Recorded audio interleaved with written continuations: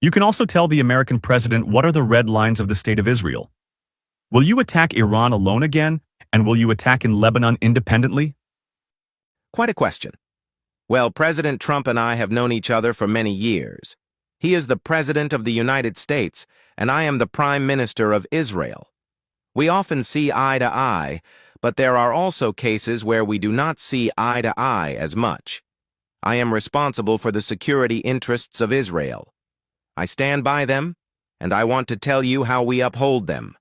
We must uphold them not with agitation, but with wisdom, and this requires a lot of experience, a lot of wisdom. Hello, sir. I want to ask you, did we win the war you call the War of Resurrection? And if not, is the next round against Iran only a matter of time? I think what we are seeing today, our situation in the War of Resurrection, on October 7th, is simply incomparable to our strength today. We struck our enemies, broke the Iranian axis, the Iranian terror axis. Hezbollah is a shadow of what it used to be. There is still work to do. In Gaza, we control over 60% of the territory. Gaza no longer poses a real threat to Israel. What you see in the Gaza Strip is something no one believed, because I said this would happen too. I said the area would thrive again, and people would feel safe. And I do not know if you know, today the demand for apartments in the Gaza envelope is immense. There are not enough apartments. Everyone wants to come there. Why do they want to come there? Because we have really succeeded in diminishing and breaking this threat and also bringing a very large package of prosperity. This is what we are going to do in the north as well. Mr. Prime Minister, when you launched the operation, you said the goal was to eliminate the threat of the Ayatollah regime in Iran. 3 months later, this campaign is declared over. The Ayatollah regime is still in place. The threat still exists. Where did you go wrong? Who said I was wrong? You say so. I tell you the opposite. I was not wrong at all. I defined the objectives, and the cabinet defined the objectives differently from what you said. We said we want to distance the danger from us existentially, first the nuclear danger, and we did that. We said we want to distance the missile danger from us, and we did that. And we said we want to create the conditions that would allow the Iranian people, if they wish, to remove the regime. Now, I can tell you one thing. Iran is in a very difficult economic situation. We have damaged all possible infrastructures there. The damage is immense. There are also cracks within this regime. I did not define when this regime will fall. No one knows when this regime will fall.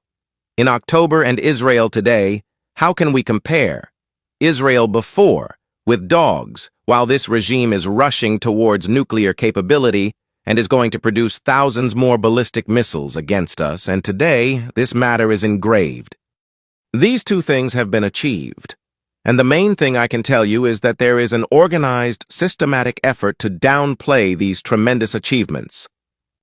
I would appreciate your response. There are a lot of reports that you intend to retire in the upcoming elections. Do you intend to run until the end? Thank you.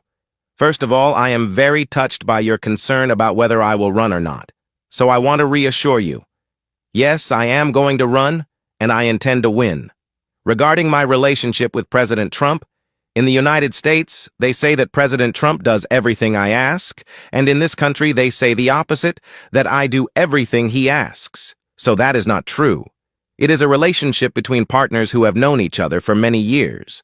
Sometimes we agree, sometimes we disagree. It happens in the best families. I set certain parameters for our activity, and we are doing it.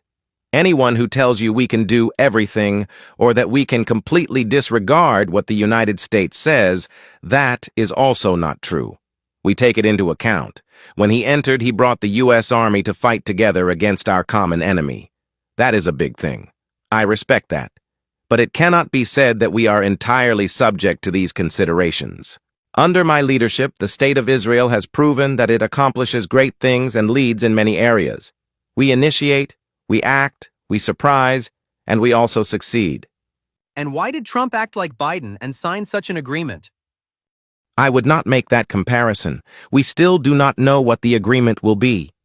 I can say that the fundamental difference between the situation then and the situation today is that every agreement must be accompanied by a military threat. There was no military threat then. Today, because of what we did, there is a reliable military threat. I can speak about my commitment as the Prime Minister of Israel who devoted most of his adult life to preventing Iran from obtaining nuclear weapons. If I had not done the things I did over the years, Iran would long have had atomic bombs. So they do not have them, and I do not intend for them to have them. This goal is simple. Iran will not have nuclear weapons. Regarding Lebanon, we created a buffer zone there, a security zone, and we will remain there as long as necessary. Iran wanted us to withdraw from there, but that did not happen. I was very firm on this issue, and I believe our American friends respect this determination. If you like this video, then like, share and subscribe to Mirror Now.